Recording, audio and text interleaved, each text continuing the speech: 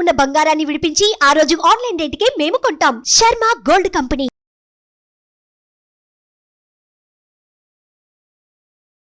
నమస్తే, welcome to Suman TV. నేను మీ యామ్ని. ప్రస్తుతం మనతో ఉన్నారు ప్రముఖ ఆధ్యాత్మికవేత్త, ప్రముఖ జ్యోతిష వాస్తు పండితులు గుండపూడి శివ సుధీర్ శర్మ గారు ఉన్నారు. గురుగారితో మాట్లాడి మనకున్న సందేహాలను అడిగి తెలుసుకుందాం. నమస్కారం గురుగారు. శ్రీమాత్రే నమః. శ్రీ గురుభ్యో నమః. గురుగారు, ఇప్పుడు అసలు మనం ఎలాంటి వినాయకుడిని పూజిస్తే అండి మనకి మంచి ఫలితం కలుగుతుంది? అంటే ఎక్కువగా పసుపు వినాయకుడిని పూజిస్తే ఇంకా తొందరగా ఫలితం ఉంటుందంటారు. దాని గురించి తెలియజేయండి. శుక్లాంబరధరం విష్ణుం శశివర్ణం చతుర్భుజం ప్రసన్నవదనం ధ్యాయేత్ సర్వవిఘ్నోపశాంతయే. ఆది పూజ్య వినాయక. ఏ పూజ చేసినా ముందుగా విఘ్నేశ్వర పూజ చేస్తాం. అయ్యా మేము ఫలానా పూజ చేస్తున్నాం, మన ఫలానా వ్రతం చేస్తున్నాం, లేదంటే ఫలానా కార్యం చేస్తున్నాం, ఫలానా పెళ్లి చేస్తున్నాం, గృహప్రవేశం చేస్తున్నాం, కళ్యాణం చేస్తున్నాం. సకల కార్యాలు కూడా దిగ్విజయంగా పూర్తి కావాలి, ఎక్కడ విఘ్నాలు కలగకుండా చేయాలి అని. అలాగే మనం పెళ్లి చేసే ముందు కూడా మీదు కట్టడం అని చెప్పి ఒక సంప్రదాయం ఉంటుంది. గోదావరి జిల్లా, కృష్ణా జిల్లాలో ఎక్కువగా ఉంటుంది. మీదు కట్టడం అంటే గణపతికి ముందుగా పూజ చేసి ఒక బియ్యం, ఒక పసుపు రంగు ఒక తుండుగుడ్డకి పసుపు నీళ్ళలో ముంచి ఆరవేసి దాంట్లో 1 కేజీ బియ్యం పోసి కొద్దిగా చిన్న బెల్లం ముక్కం పెట్టేసి దాంట్లో అది మూట కట్టేసి పక్కన పెట్టేస్తారు. వివాహం అంతా అన్ని కార్యక్రమాలు మొత్తం పూర్తయిన తర్వాత ఆ బియ్యాన్ని తీసి రవ్వగా తయారు చేసి దాంతో ఉండ్రాలు నివేదన పెడతారు. అంటే ముందుగా స్వామివారికి ఆయన మొక్కుబడి ఆయనకి చెల్లించినట్టు మీదు కట్టడం అంటారు దాన్ని. అలానే పసుపు దంచడం కూడా అంటుంటాం. పసుపు దంచేటప్పుడు కూడా కొంతమంది అలా అదే రోజున కడుతుంటారు, మీదు కడుతూ ఉంటారు. అంటే ఏ కార్యానికైనా సరే గణపతికి ఉండేటువంటి అనుగ్రహం ఎంత విశేషమైనది అంటే ఆయన అనుగ్రహిస్తే ఎలాంటి విఘ్నాలు లేకుండా సజావుగా పరిపూర్ణంగా పని పూర్తవుతూ ఉంటుంది. అంటే ఇప్పుడు వినాయకుని పూజ చేయకుండా ఏమైనా పూజలు అంటూ ఉన్నాయండి మామూలుగా? అసలు ఏ పూజ లేదు. అసలు మొట్టమొదటిగా ఏ పూజ చేసినా తప్పనిసరిగా గణపతి శ్లోకం అన్నా చదువుతారు. ఇప్పుడు మేమైనా సరే మొట్టమొదటిగా వేద విద్య నేర్చుకునేటప్పుడు కూడా ఏం చేస్తాము అంటే ఓం గణానాన్త్వా గణపతి కుంభవామహే అనే మంత్రం ఏదైతే ఉంటుందో మొట్టమొదటిగా అది చెప్పి శ్రీమన్ మహాగణాధిపతయే నమః, సరస్వతి అమ్మవారిని కూడా తర్వాతనే చెప్తాం. ముందు గణపతినే చెప్తాం, తర్వాత గురువు గారు. ఈ ముగ్గురిని తలుచుకున్న తర్వాతనే వేద మంత్రాలు స్మరించడం కావచ్చు, నేర్చుకోవడం కావచ్చు. అంటే ప్రతి దానికి కూడాను గణపతి అనుగ్రహం అనేది తప్పనిసరి కావాలి మనకి. అది లేకపోతే నిజంగానే మధ్యలోనే పని ఆగిపోవడం ఇలాంటివన్నీ కూడా జరుగుతూ ఉంటాయి. గణపతికి హరిద్ర గణపతి అంటారు. మీరు చెబుతున్నటువంటి పసుపు గణపతి ఏదైతే ఉందో సంస్కృతంలో హరిద్రము అంటాం పసుపుని. హరిద్ర గణపతి సకల దరిద్ర వినాశని, అది మాత్రం ఖచ్చితం. మనం ముఖ్యంగా ఇంకోటి ఏంటంటే గణపతిని పసుపుతో తయారు చేసి మనం పూజ చేస్తూ ఉంటాం. గౌరీదేవిని పూజ చేస్తూ ఉంటాం, అలానే పసుపు తయారు చేస్తాం. ఇక్కడ చూడండి, మన ధర్మం ప్రకారం గణపతికి పూజ చేస్తే ఏ రకమైనటువంటి బాధలు ఉండవు అనేటువంటిది శాస్త్రం కదా. అలాగే ప్రతి పూజకి ముందు విఘ్నేశ్వరుని పసుపుతో తయారు చేస్తాం కదా. ఇక్కడ ఎంత గొప్ప సైన్స్ని ఆ వినాయకుడు పూజలో మనకి దాగి ఉందో చెప్పవచ్చు. గణపతిని తయారు చేసేటప్పుడు ఏం చేస్తాం, మనం గణపతిని ఒక తమలపాకులోనో ఒక ప్లేట్లోనో పసుపు పోసుకొని ఈ కుడి చేత్తో చక్కగా గణపతిని తయారు చేసి దానికి కుంకుమ బొట్టు పెడతాం. అవునా? మీరు పూజ ప్రారంభం అయిన దగ్గర నుంచి పూజ పూర్తయినంత వరకు మీ చేతికి పసుపు ఉన్నప్పుడు ఏ రకమైనటువంటి అంటు రోగాలు రావు. గొప్ప సైన్స్. అవును కదా. పసుపును కలుపుతున్నాం కదా, తడి పసుపు అంటుకుంటే తొందరగా పోదు. ఏమవుతుంది అప్పుడు? ఆటోమేటిక్గా మనకి జలుబులు ఇట్లాంటివి ఎవరి దగ్గర నుంచి వచ్చినా కూడా మనకి రావు. యాంటీబయోటిక్ ఫస్ట్ మొట్టమొదటిగా పసుపుతో. అలాగే గణపతికి ఏదైతే మనం పూజ చేస్తుంటామో చాలా మంది ఈ తొండం విషయంలో కూడా చాలా మందికి అనుమానం ఉంటుంది. ఉండాలా, ఎడం చేతి వైపు ఉండాలా? ఎడం చేతి వైపు ఉండేటువంటి గణపతి ఉచ్చిష్ట గణపతి అవుతుంది. అలానే కుడి చేతి వైపు ఉండేటువంటి గణపతి మహాగణపతి, హేరంబ గణపతి ఇట్లా పిలుస్తూ ఉంటాం. గణపతుల్లో కూడా 32 రకాలు ఉన్నాయమ్మా. 1 కాదు 2 కాదు, దాంట్లో 32 రకాలు. వాటిల్లో మనం ఎక్కువగా చేసేటువంటిది హరిద్ర గణపతి, మహాగణపతి, అలాగే ఉచ్చిష్ట గణపతి అనేటువంటి విధానం కూడా చాలా విశేషంగా ఉంటుంది. అది కూడాను ఉచ్చిష్టము అంటే ఎంగిలి సంస్కృతంలో. దేవుడికి నివేదన చేసి గణపతికి ఆయనకి నివేదన చేసినటువంటి ప్రసాదాన్ని భుజిస్తూ జపం చేయమని చెప్తుంది. భుజిస్తూ ఆ ప్రసాదాన్ని తింటూ. దీనికి ఇంత విచిత్రంగా ఉంటే ఉచ్చిష్ట గణపతిలో ఇంకా విశేషమైనటువంటి ఆరాధన విధానం ఒకటి ఉంటుంది. ఏమిటి అంటే ఒక వేప చెట్టు మూలం ఉంటుంది కదా, చెట్టు వేరు ఉంటుంది కదా, Hmm. చెట్టు వేరుతో గణపతి విగ్రహాన్ని తయారు చేయించుకొని Hmm. ఒక నేల మీద గణపతి యంత్రాన్ని మనం లిఖించుకొని మొత్తం చక్కగా Hmm. లిఖించుకున్న తర్వాత గణపతిని ఆ యంత్రం మధ్యలో ప్రతిష్ఠ చేసి పూజ చేసి గణపతికి ఉండ్రాళ్ళు, బెల్లం ఇట్లాంటివన్నీ నివేదన పెడుతూ ఉంటాం. Hmm. పాయసం అవును. ఇవన్నీ నివేదన పెడుతూ ఉంటాం. ఇవన్నీ నివేదన పెట్టిన తర్వాత పూజ అంతా పూర్తయిన తర్వాత ఇవన్నీ తింటూ Hmm. ఆ విగ్రహం మీద ఈ ఎంగిలి పడేట్టుగా జపం చేసేటువంటి విధానం కూడా ఒకటి ఉంది. అవునండి. ఉచ్చిష్ట గణపతి అంటారు. ఆహా. అంటే దాంట్లో విధానాలు Hmm. దాని వామాచారానికి తీసుకెళ్తారు కొంతమంది. ఇది మనం మొట్టమొదటిగా చెబుతున్నది దక్షిణాచారం. Hmm. ప్రతి దేవతలో కూడా వామ దక్షిణాచారాలు రెండు రెండు ఉంటాయి. ఉంటాయి. కాకపోతే బయటికి తెలియవు. గణపతి గురించి ఇంత డీప్గా తెలియడం అనేది ఎవరు చెప్పరు తొందరగా. ఉచ్చిష్ట అవునండి. గణపతి అంటే ఎందుకు ఏమిటి అని.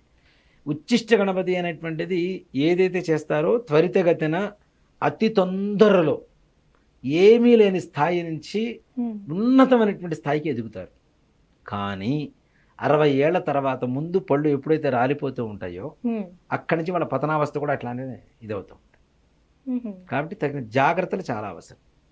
Hmm. ఎట్లా పడితే అట్లా మనకి ఉచ్చిష్ట గణపతి చెప్పేశారు, చేసేద్దాం, శర్మగారు చెప్పేశారు, చేద్దామంటే అది ఈడ్చి ఇంకా కూడా మనం తీర్చి చేయకూడని నిద్రపోవాల్సింది గ్యారెంటీ పని ఎవరైనా. ఇంకా. అవును. కాబట్టి దాని బదులు సాత్వికంగా ఉండేటువంటి మహాగణపతిని, హరిద్ర గణపతిని పూజ చేయటం అనేది చాలా విశేషం. Hmm. గణపతికి ముఖ్యంగా మనం గరికతో పూజ చేస్తాం. అవును. అవునా, చాలా రకాల ఆయనకి పూజ ఇవన్నీ చేస్తుంటాం కదా. మనం పత్రి తీసుకొచ్చి వినాయక చవితిలో, వినాయక చవితి రోజు. వినాయక చవితికి కూడాను పత్రి అనేక రకాలు తీసుకొస్తుంటారు, పూజ చేస్తుంటారు. వాటిలో చాలా ప్రీతికరమైనది గరిక. Hmm. గరిక ఎందుకు అంటే గరిక అంటే కేతు గ్రహానికి Hmm. చిహ్నం అనమాట, గుర్తు అనమాట. అంటే గరికకి ఎందుకంటే అంత ప్రత్యేకత? వినాయకుడు చెప్తాను. పూజ చేయడం. కేతు గ్రహం ఉంది, నవగ్రహాలు ఉన్నాయి కదా, నవగ్రహాల్లో కేతు గ్రహం ఉంటుంది కదా. కేతు గ్రహాన్ని మూల దేవత ఎవరు, Hmm. అధిపతి దేవత ఎవరు అంటే గణపతి. Hmm. కేతు గ్రహానికి ఇష్టమైనది ఏమిటి అంటే దర్భ, గరిక. Hmm.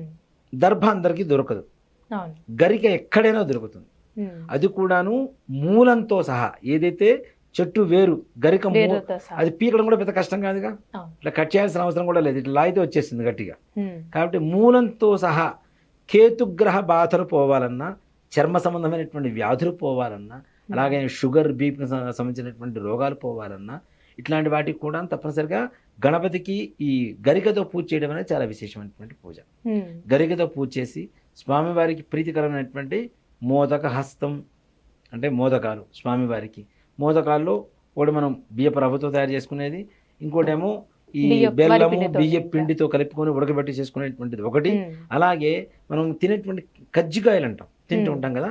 ఈ కజ్జికాయలానే పైన పూతపిండి ఒకటి పెట్టేసి ఆ లోపల మోదక్ ఇలాచి, అంటారు కదండి. మోదకం మోదకం అంటారు.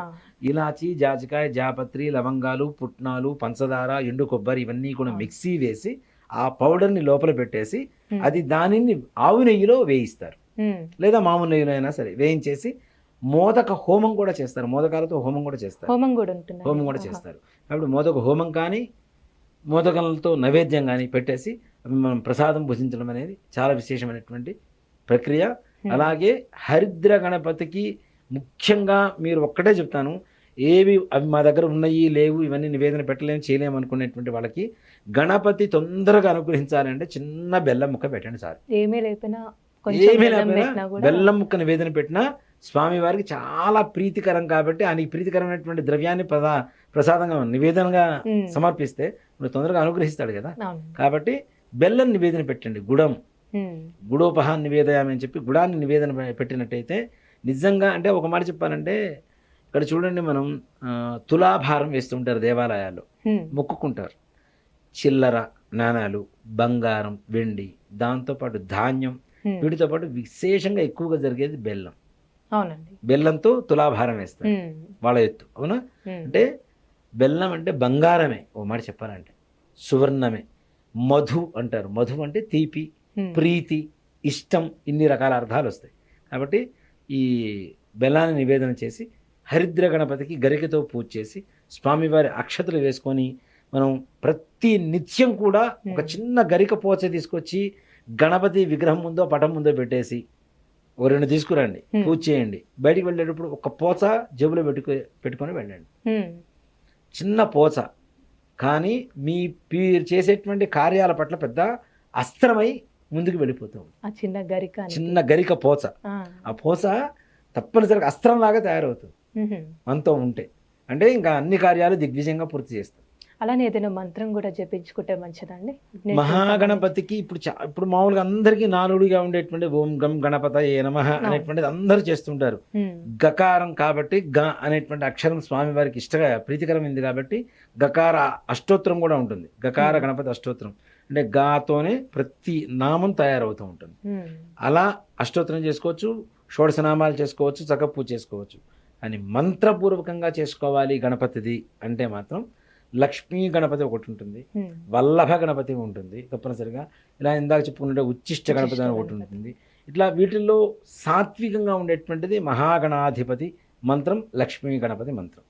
ఈ మంత్రం గనక నిత్యం గనక మనం జపం చేసుకోగలిగితే లక్ష్మీ గణపతి, లక్ష్మి అంటే ధనం, గణపతి అంటే కార్యసిద్ధి, ఈ రెండు ఉంటే చాలుగా మనిషికి అన్నీ వచ్చేస్తాయి కదా. కాబట్టి లక్ష్మీ గణపతి మంత్రాన్ని జపం చేసుకుంటూ నిత్యం స్వామివారికి నివేదన చేసుకుంటే చాలా బాగుంటుంది. ఆ మంత్రం కూడా ఓం శ్రీం హ్రీం క్లీం గ్లౌం మహాలక్ష్మీ గణపతయే నమః. ఓం శ్రీం హ్రీం క్లీం గ్లౌం మహాలక్ష్మీ గణపతయే నమః. ఈ మంత్రాన్ని కనుక జపం చేసుకుంటూ నిత్యం బెల్లం నివేదన పెడితే తప్పనిసరిగా లక్ష్మీ గణపతి, కార్యసిద్ధి, ధనం రెండు కూడా మన ఇంట్లో పంటలు అంటే సిరులై పొంగుతాయి తప్పనిసరిగా. మంచి పరిహారం తెలియజేశారండి, ధన్యవాదాలు. శ్రీమాత్రే నమః, శ్రీ గురుభ్యో నమః. సుమన్ టీవీలో మీ పర్సనల్ అండ్ బిజినెస్ ప్రమోషన్స్ కోసం కింది నెంబర్కి కాంటాక్ట్ చేయండి.